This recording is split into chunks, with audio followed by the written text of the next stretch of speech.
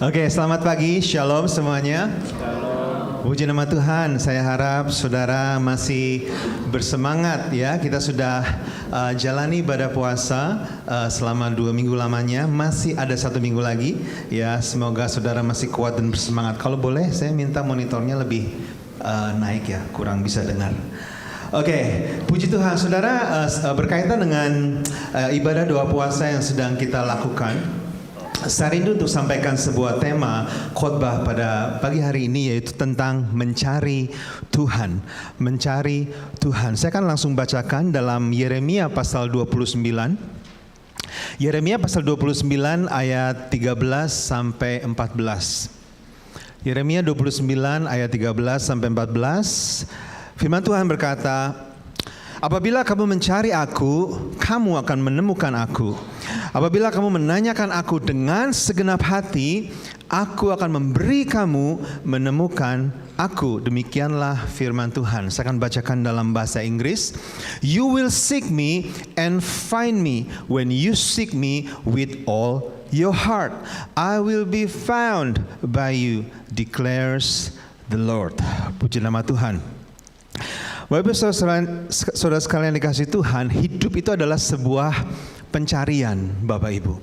Ada sebuah ungkapan yang berkata, life is like a treasure hunt. Everybody is looking for something. Hidup itu seperti treasure hunt. Setiap orang mencari sesuatu.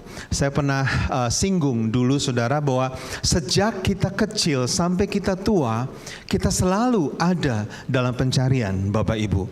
Ketika kita kecil, kita mencari yang namanya kasih dan penerimaan, love and acceptance.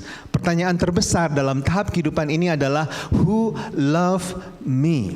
Oleh karena itu peranan orang tua dalam tahap kehidupan ini sangat penting, Bapak Ibu.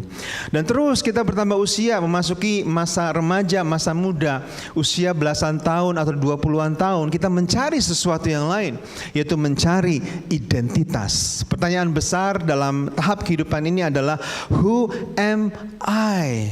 Siapa aku ini? Di kelompok usia ini biasanya orang punya idola-idola tertentu, saudara. Ya, anak-anak kita zaman sekarang ini mungkin K-pop artis, ya, boy band, girls band. Kalau zaman saya dulu Tao Mingse.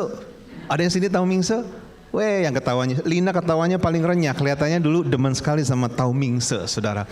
Saya ingat di zaman itu, pada saat itu, saudara, banyak orang potong rambut supaya mirip seperti Tao Mingse. Yang nggak peduli pantas nggak pantas, rambut keriting sekalipun, ya dia panjangin, dia bonding, dia sisir-sisir ke samping. Pokoknya harus mirip seperti Tao Mingse. Ya, apakah mirip Tao Mingse, saudara? Ya, tahu sama tahu saja, saudara. Ini adalah bagian dari pencarian yang kedua ini, yaitu mencari identitas. Dan terus kita bertambah usia, memasuki usia produktif kehidupan, masa-masa dewasa. Umur 30, 40, dan 50 tahun usia kebanyakan dari kita, Bapak Ibu ya. Kita mencari sesuatu yang lain, yaitu significance. Mencari makna dalam kehidupan. Pertanyaannya adalah, where is my place in this world? Ya, orang berusaha mencari makna, signifikan, penerimaan dari orang lain melalui sukses, prestasi, achievement, money, fame, power, dan lain sebagainya. Dan di akhir tahap kehidupan ini, kalau kita nggak hati-hati, Bapak Ibu, biasanya orang mengalami sebuah krisis besar dalam kehidupan, yaitu midlife crisis. Pada saat inilah orang tersadar bahwa ternyata hal-hal yang mereka cari selama ini, hal-hal yang mereka pikir mereka sudah temukan selama ini, itu nggak abadi, Bapak Ibu. Ada akhirnya, ada ujungnya, midlife crisis. Dan ketika kita memasuki the golden years of life, masa-masa tua, ya kita mencari sesuatu yang lain, yaitu legacy. Pertanyaannya adalah, what will I leave behind? Manusia nggak lagi berpikir banyak tentang dirinya, tapi mulai berpikir, apa yang bisa aku teruskan bagi generasi mendatang. Hidup adalah sebuah pencarian, saudara. Everybody is seeking for something. Dan saya nggak berkata pencarian-pencarian ini salah, saudara. Ini baik adanya. Tapi tahukah saudara bahwa dalam kehidupan kita manusia tidak ada pencarian yang lebih penting, lebih berharga, lebih rewarding, yang bisa membuat kita mengalami kepuasan hidup yang sejati selain daripada mencari Tuhan. Katakan sama-sama, mencari Tuhan. Ya, dengar baik Bapak Ibu Saudara sekalian. Kunci kepenuhan hidup, kunci kepuasan hidup itu bukanlah pada apa yang kita cari, tapi siapa yang kita cari yang di atas sana, Bapak Ibu. Ya, bukan mencari ke depan terus menerus, nggak ada habisnya. Sudah dapat terus melihat mencari lagi apa yang ada di depan, terus sudah dapat mencari lagi apa yang di depan. Bukan mencari ke depan, tapi mencari ke atas. Bukan secara horizontal, tapi secara vertikal. Itulah rahasia kepuasan hidup kita sebagai manusia, mencari Tuhan, Bapak Ibu.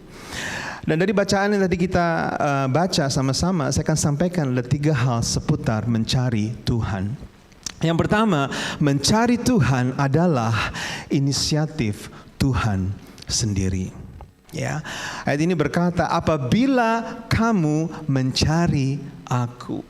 Kita lihat di sini ada sebuah undangan, Bapak Ibu. Ada sebuah invitation. Ya, mencari Tuhan sebenarnya adalah inisiatif Tuhan yang mengundang kita terlebih dahulu untuk datang mendekat kepadanya. Amin, Bapak Ibu. Ya, artinya Bapak Ibu, kalau bukan karena Tuhan yang berinisiatif, nggak mungkin kita mau mencari Tuhan. Hari-hari ini kita sedang melakukan ibadah puasa 21 hari. Tahukah saudara, ketika kita mencari Tuhan dalam ibadah puasa, ketika kita mencari Tuhan dalam ibadah seperti saat ini, Bapak Ibu, ketika kita mencari Tuhan dalam doa kita di rumah, dalam saat teduh kita di rumah, sebenarnya Tuhanlah yang terlebih dahulu membangkitkan kerinduan di hati kita untuk mencari Tuhan. Ya. Dan kalau saudara mengerti kebenaran ini, Bapak Ibu, bahwa mencari Tuhan sebenarnya adalah inisiatif dari Tuhan sendiri bagi manusia, ya, sebenarnya kita akan sadar ini adalah sesuatu yang sangat luar biasa. Ya, karena Allah yang besar, Allah yang jauh, Allah yang roh adanya, mau berinisiatif untuk menarik manusia datang mendekat kepadanya. Bukankah ini sesuatu yang sangat luar biasa? Dan tahukah saudara, inilah salah satu hal yang membedakan antara kekristenan dengan agama kepercayaan. Agama kepercayaan adalah manusia yang berinisiatif untuk mencari Allah. Dengan ritual agamawi mereka, dengan amal ibadah mereka, dengan sacrifice mereka. Saya sampaikan di pertemuan doa beberapa waktu yang lalu, saya membaca ada seorang guru besar yang bersemedi katanya selama 25 tahun di pegunungan Himalaya. Dan dia katakan, karena aku rindu untuk mencari Allah pencipta. Ada satu orang yang bernama Sadhu Amar Bharati, ya. Sejak tahun 1973 dia mengangkat tangan kanannya dan gak pernah dia turunkan. Lebih dari 50 tahun saudara, dia angkat tangannya terus setiap hari. Dan hari ini tangannya mati, mengalami atrofi. Kalau saja dia mau turunkan udah gak bisa karena sudah mati. Jari-jarinya merengkel, kukunya panjang, saudara. Dan ketika ditanya, kenapa Anda lakukan itu? Dia berkata, this is my devotion to my Creator. Aku sedang mencari dan hendak menemukan Allah pencipta. Itu agama kepercayaan, Bapak Ibu.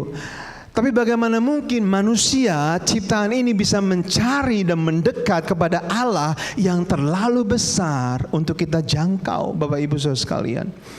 Ya, apa yang membuat kita bisa berpikir atau berasumsi bahwa Allah mau dicari, mau didekati? Di mana Allah itu? Bukankah Dia roh adanya? Bukankah Dia terlalu transenden, artinya terlalu jauh, terlalu besar untuk bisa kita mengerti dengan otak manusia yang hanya sebesar bapau ini, Bapak Ibu? Ya, ibaratnya kalau ada seekor nyamuk berterbangan di sekeliling saya, saudara. Katakanlah nyamuk tersebut bisa berpikir. Nyamuk gak bisa berpikir, saudara. Tapi katakanlah nyamuk bisa berpikir. Nyamuk ini kepengen dekat sama saya. Kepengen mengenal saya. Mungkin dia gak tahu ya nama saya Nino. Mungkin dia gak tahu apa itu nama. He doesn't know anything about me. Namanya juga nyamuk, saudara. Tapi dia mendekat dan mendekat. Kira-kira saudara, semakin dia dekat, apalagi ke wajah saya ini, apa yang akan terjadi?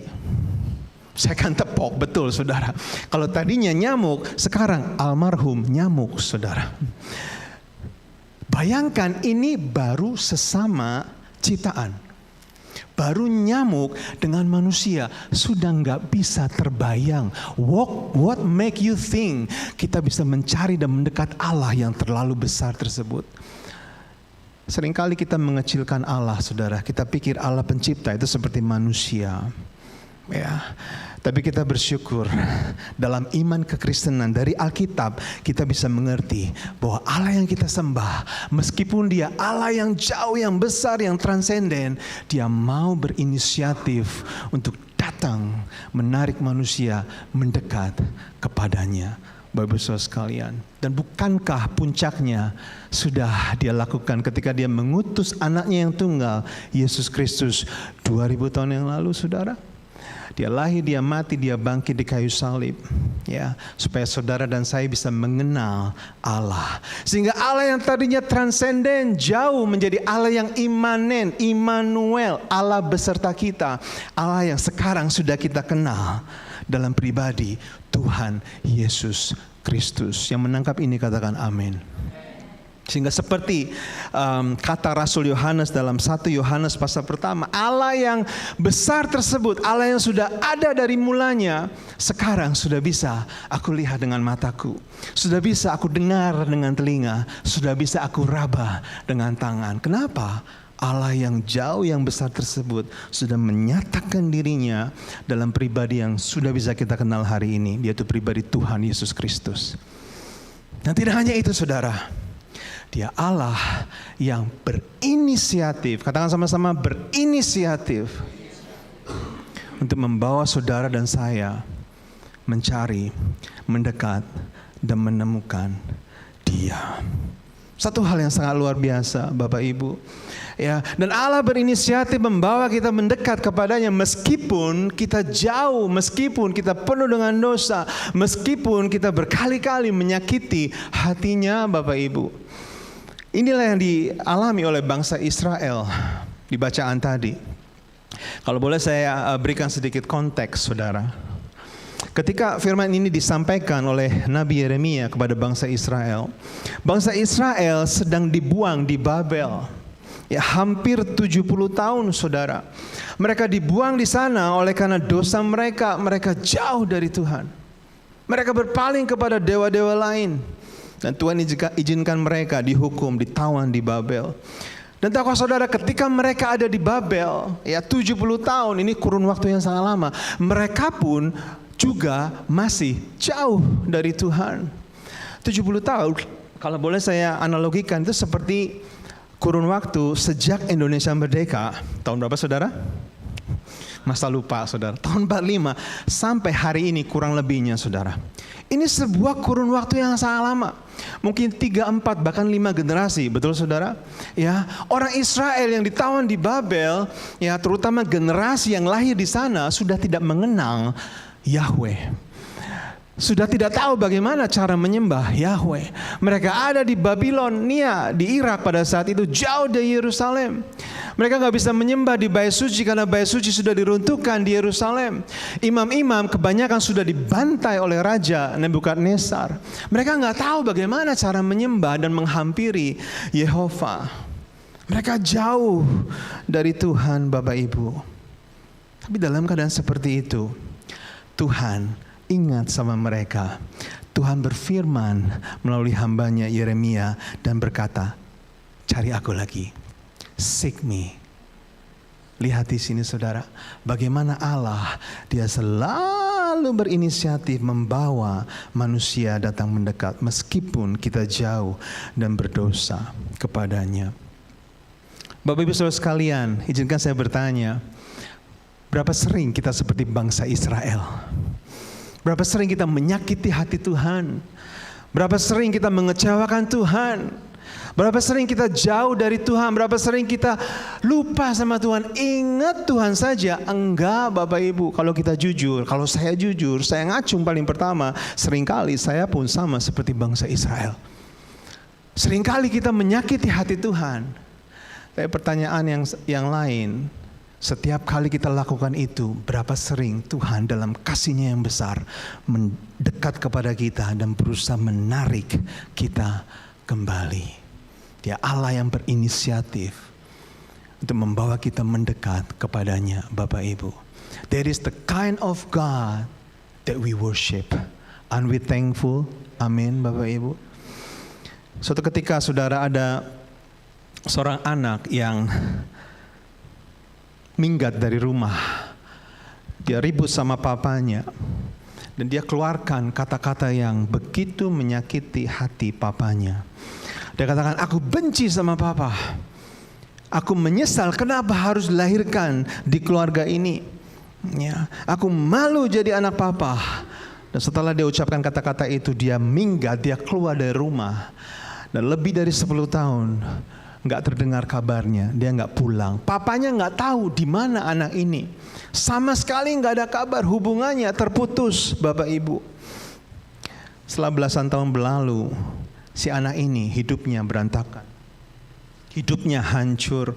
Dia lakukan banyak keputusan-keputusan yang salah. Dan di akhir pengharapannya, si anak ini berpikir, aku mau pulang. Aku capek. Aku menyerah. Aku mau pulang ke rumah papa. Tapi dia nggak tahu apakah papanya mau menerima dia. Dan dia cari cara, dia putuskan untuk menulis surat, Bapak Ibu. Dan dia katakan dalam suratnya, Papa, ini aku anak papa. Dia sebutkan namanya. Pak, aku nggak tahu apakah papa masih ingin menemui aku atau tidak. Tapi hari Minggu pertama bulan depan, aku akan naik kereta yang melewati rumah kita. Jika papa ingin aku pulang, papa gantungkan saja sehelai kain putih di jendela rumah kita. Kalau aku nggak lihat kain putih tersebut, aku ngerti Pak, aku nggak akan turun kereta. Aku akan terus lanjutkan perjalananku. Nah, singkat cerita, di hari Minggu pertama di bulan depan, ketika si anak ini naik kereta dan keretanya mulai mendekat rumahnya, dia lihat ternyata Bapak Ibu ada kain putih. Bukan hanya di jendela depan rumahnya, tapi di pintu, di genteng, di pagar, di mailbox, bahkan di setiap pohon-pohon di halaman depan rumahnya, semuanya dibungkus kain putih.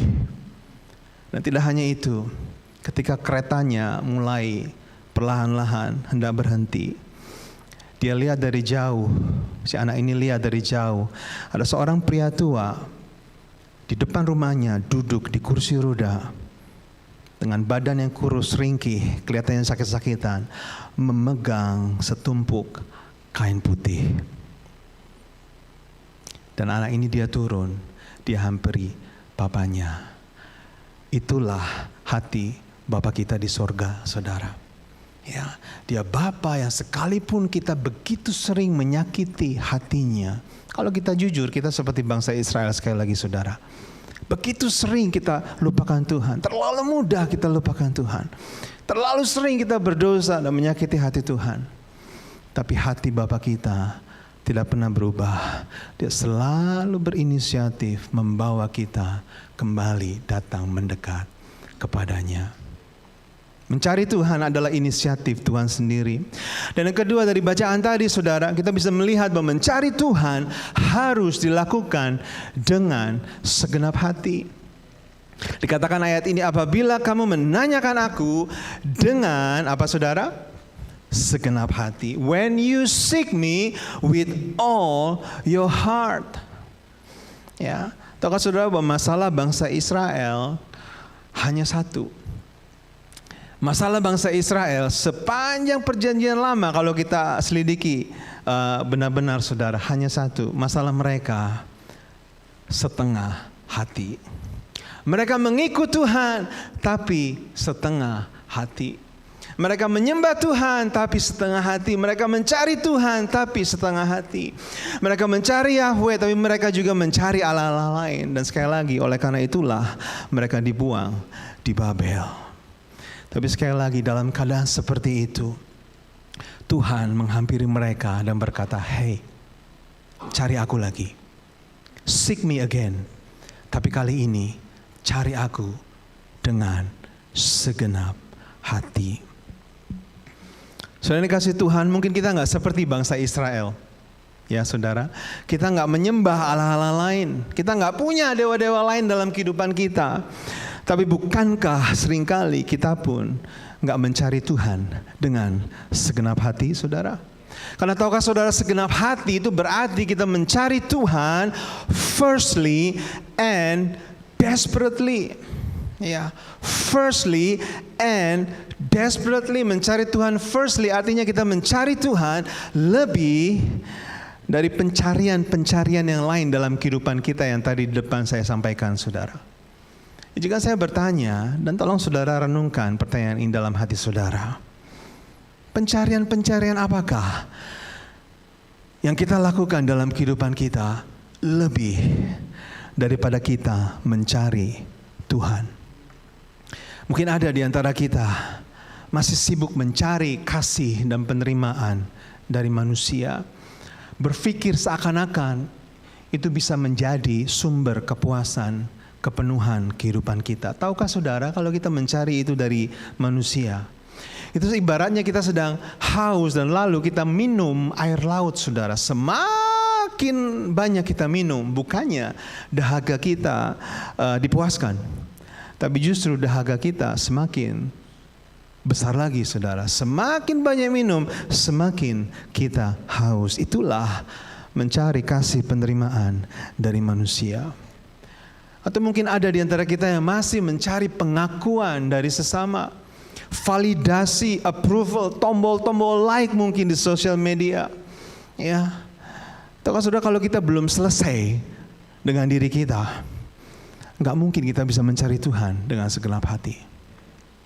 Atau ada di antara kita mungkin kalau kita jujur masih mencari yang namanya fame, popularitas. Hari-hari ini banyak orang mencari popularitas thanks to social media. Zaman dulu nggak ada social media, saudara. Ya, dan hamba Tuhan juga tidak terkecuali. Kita harus hati-hati. Atau mungkin ada di antara kita yang masih mencari yang namanya uang, uang dan uang. Tiap hari yang dicari CCK. Saudara tahu CCK? Cien, cuan, dan kang tau, begitu saudara.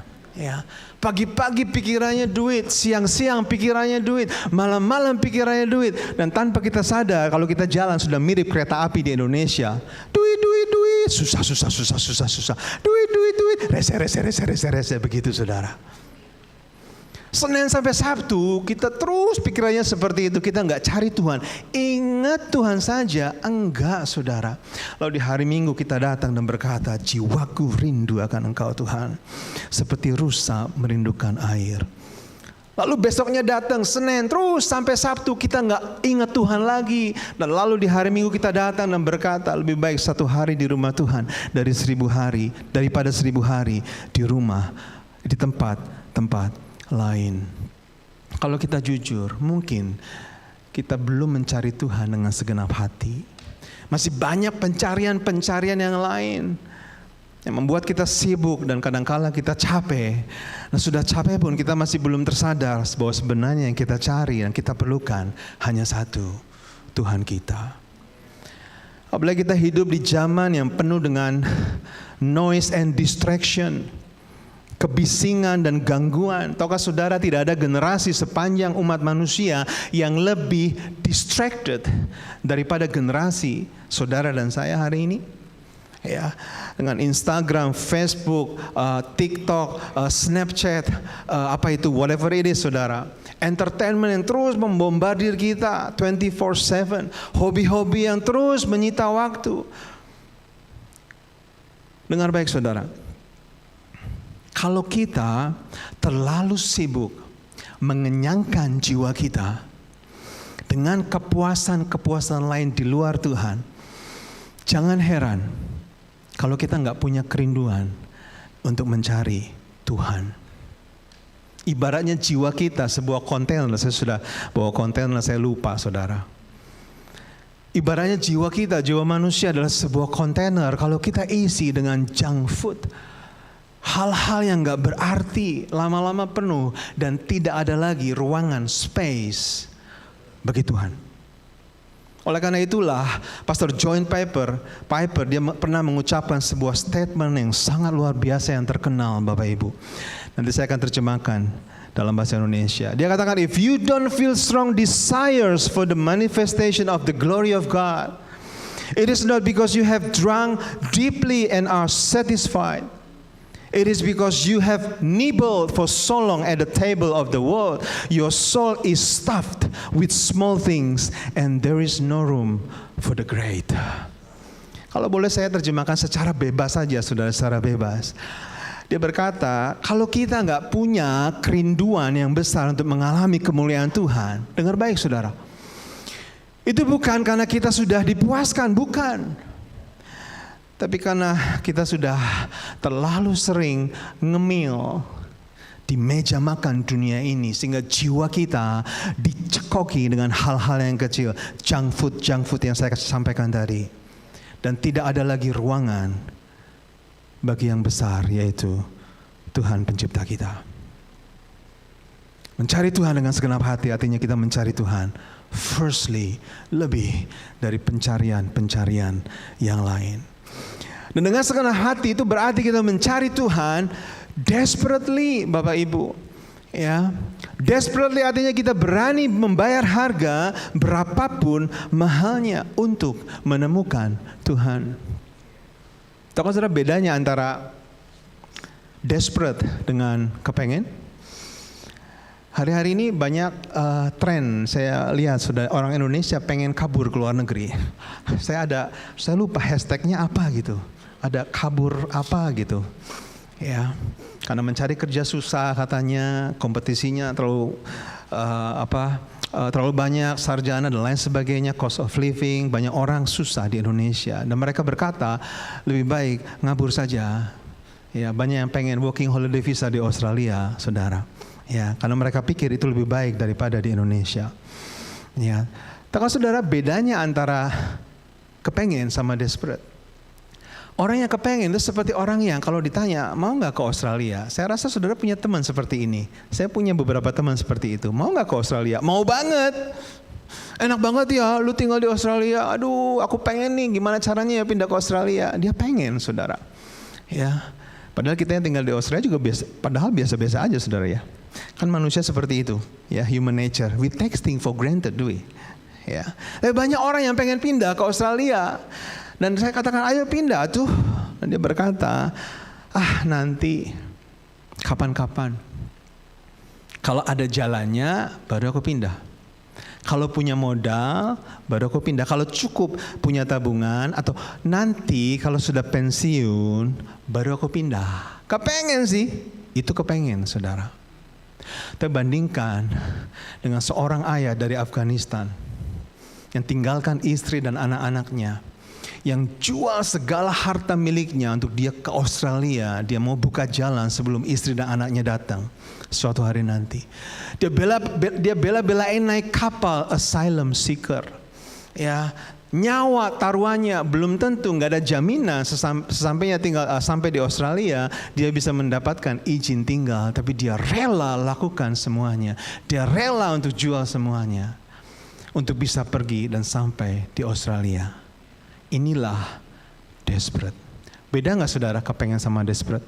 Beda. Gereja Tuhan yang dikasihi, mari kita jawab pertanyaan ini. Apakah kita kepengen cari Tuhan? Kepengen kenal Tuhan lebih lagi? Kepengen mengalami Tuhan lebih lagi? Atau apakah kita desperate for God? Ketika saya persiapkan ini, saudara, hati saya tertempelak. Dan saya bilang, Tuhan, aku mau bertobat. Dan biar kita semua bertobat kalau kita perlu bertobat, saudara, pada pagi hari ini. Karena mencari Tuhan dengan segenap hati sekali lagi artinya kita mencari Tuhan desperately. Dan bukankah Yesus pernah sampaikan perumpamaan yang sama, seorang pedagang yang mencari mutiara yang paling berharga. Saudara, saya ingat dalam Matius 13. Alkitab berkata dia jual seluruh harta miliknya demi bisa membeli mutiara tersebut. Kalau Tuhan yang paling berharga dalam kehidupan kita, kita akan mencari Dia desperately. Saya balik statementnya, kalau kita belum mencari Tuhan desperately, jangan-jangan Tuhan bukan yang paling berharga dalam kehidupan kita. Bapak Ibu sekalian, maaf kalau saya agak keras ya hari ini. Saya rasa ini di ibadah doa puasa kita harus jujur sama Tuhan. Saya mau berkata, jangan kita berkata Yesus adalah mutiaraku kalau kita belum sungguh-sungguh mau mencari Tuhan dengan segenap hati kita. Jangan berkata Yesus itu yang paling berharga kalau kita belum menghormati pertemuan-pertemuan ibadah, menghormati waktu ibadah. Jangan berkata Yesus adalah mutiara yang paling berharga kalau orang menyembah Tuhan, kita nonton saja, atau firman Tuhan disampaikan, kita begitu sibuk dengan kesibukan kita sendiri, pikiran kita mengembara. Jangan berkata Yesus adalah mutiaraku. Karena ketika kita katakan itu sebenarnya kita sedang menjadi pembohong besar di hadapan Tuhan kita. Hari ini, ambil keputusan, aku mau mencari Tuhan dengan segenap hatiku. Mencari Tuhan adalah inisiatif Dia bagi kita. Mencari Tuhan harus kita lakukan dengan segenap hati. Dan yang terakhir, saya nggak lama di poin ini. Mencari Tuhan itu membawa upah Bapak Ibu. Ada reward. Ayat ini berkata, aku akan memberi kamu menemukan aku. I will be found by you, kata Tuhan. Ibrani 11 ayat 6 berkata bahwa Allah memberi upah kepada orang yang sungguh-sungguh mencari Dia. Dan tahukah saudara, upah yang terbesar ketika kita mencari Tuhan bukanlah berkat dan mujizat. Kita berpuasa hari-hari ini, upah terbesar kita berpuasa bukanlah ketika kita alami kesembuhan, bukanlah ketika kita mendapat jawaban doa, bukan saudara. Itu semua alkitabiah, itu semua baik. Tapi upah terbesar mencari Tuhan adalah ketika kita bertemu dengan pribadi Tuhan sendiri. You will find me. Ada upah yang luar biasa, saudara, ketika kita mencari Tuhan. Dan sekali lagi saya mau berkata, inilah rahasia kepuasan dan kepenuhan hidup yang sejati. Amin, saudara. Saya akan tutup dengan sebuah kisah ya, inspiratif. One of my heroes is Billy Graham. Ya, dia dianggap orang atau disebut orang sebagai the greatest preacher ever lived. Dia orang yang pertama kali mempertobatkan lebih dari 1 million people. Ya, kalau dijumlah semuanya, saudara, dari semua crusade KKR yang dilakukan sepanjang pelayanannya. Tahun 2018 yang lalu, sebelum COVID, Billy Graham dia meninggal di usia 99 tahun, Bapak Ibu. Ya. Tapi mungkin kita nggak pernah tahu bahwa sebenarnya Billy Graham itu pensiun ketika dia berumur 86. Ya, jadi dia melayani dan dia pensiun. Ya, khotbah terakhirnya itu ketika dia umur 86. Ya, mungkin kita nggak banyak tahu, saudara ya. Tapi dia masih hidup ya sampai 13 tahun kemudian di umur 99. Dia baru meninggal. Dia pensiun gak lama setelah istrinya Ruth itu meninggal. Dan setelah dia pensiun, ketika dia diinterview, diwawancara, dia sudah tua. Dia ditanya, Pastor Billy Graham, how do you want to spend the remaining years of your life? Seumur hidup sudah berkhotbah sejak muda. Ya kan, pelayanannya ke seluruh dunia. That's what you do, and now you retire. What are you gonna do? How do you want to spend your remaining years? Jawabannya luar biasa. Saya tulis di depan ini, saudara. Dia katakan, I want to spend my remaining days in prayer and in studying the Bible. Because there's nothing I want more than drawing closer to the Lord. Lihat ini saudara. Can you imagine, ini orang yang luar biasa. Dia habiskan 13 tahun terakhir hidupnya setelah dia pensiun dari pelayanan. Every waking moment mencari dan mendekat kepada Tuhan. Nah, sebelum dia meninggal di hari-hari terakhirnya, dia bilang, aku pengen khotbah sekali lagi. Kalau saudara belum pernah dengar khotbah terakhirnya Billy Graham, cari di YouTube judulnya Are You Ready to Die? Di rumahnya, ya singkat saja, tapi as sharp as ever. He only preach one thing, the gospel. Nonton saudara, luar biasa khotbahnya. Dia khotbah sekali lagi dan tidak lama dia meninggal. This is the greatest preacher ever lived. Orang hebat saudara. Ketika dia meninggal, funeralnya dihadiri Presiden Amerika dan mantan presiden yang masih hidup, saudara. Nah, begitu banyak kepala negara menghadiri funeralnya. Ini bukan orang yang main-main. Orang yang menurut standar manusia sukses. Sudah accomplish semuanya dan dia lakukan itu untuk melayani Tuhan. Dia sudah dapat semuanya, sudah keliling dunia, saya bayangkan, ke semua tempat. Tapi di tahun-tahun akhir hidupnya, ketika ditanya, what do you want the most? Dia katakan, drawing near to God. Nah, ketika saya baca ini dan saya dengar khotbah terakhirnya tersebut, saya renungkan satu hal, saudara. Jika seandainya Tuhan berikan kita umur panjang, pada akhirnya nanti ketika semua pencarian kita berakhir, apapun pencarian saudara hari-hari ini, apapun itu, saudara masih kepengen pindah rumah yang lebih mewah, lebih besar, mobil yang keren, posisi pencapaian, pujian sanjungan manusia, pelayanan yang hebat sekalipun, segala kesenangan yang dunia tawarkan dan lain sebagainya. Ketika semua pencarian kita berakhir, kita akan tersadar, sebenarnya tidak ada satupun hal di dunia ini yang lebih berharga selain daripada mencari dan menemukan Tuhan pencipta kita. Karena itulah alasan untuk apa kita diciptakan, saudara.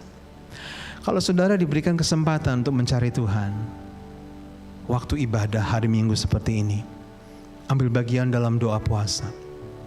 Baca Alkitab di rumah, doa saat teduh sendiri di rumah, kesempatan apapun. Itu adalah hal yang sangat berharga, bahkan saya berani berkata, paling berharga dalam kehidupan kita sebagai manusia. Billy Graham buktinya. Doa saya pada siang hari ini, saudara, supaya setiap dari kita, saudara dan juga saya, diberikan kesadaran dan kerinduan yang diperbaharui. Mulai hari ini, aku mau lebih serius lagi mencari Tuhanku dengan segenap hati, firstly and desperately, supaya janji Tuhan ini berlaku dalam kehidupan kita. You will find me. Itulah rahasia kepenuhan dan kepuasan hidup kita. Amin, saudara. Berikan tepuk tangan bagi Tuhan kita, saudara.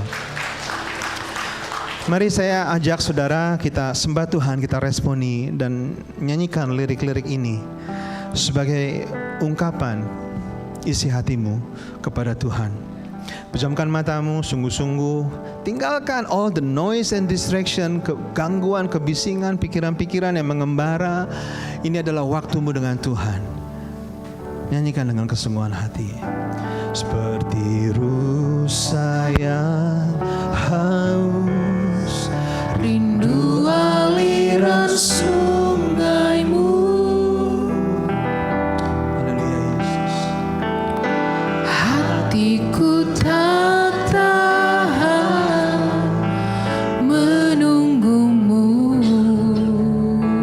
Sungguh-sungguh katakan, bagai padang gersang, Bagai padang gersang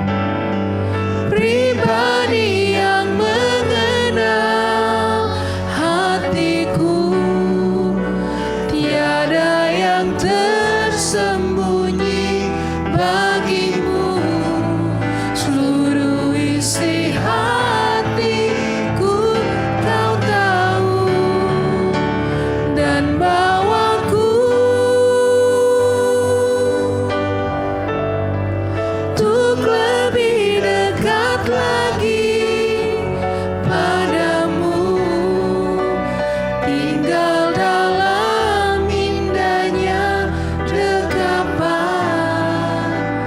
kasih-Mu. Sekali lagi dari atas, dengan segenap hatimu seperti rusa.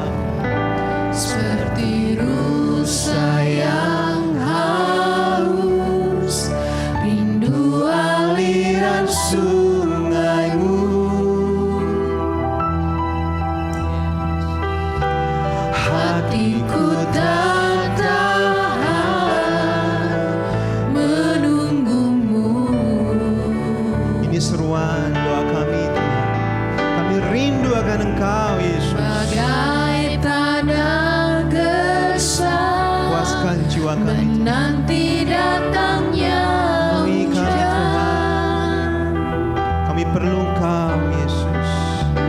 Begitupun jiwaku, Tuhan.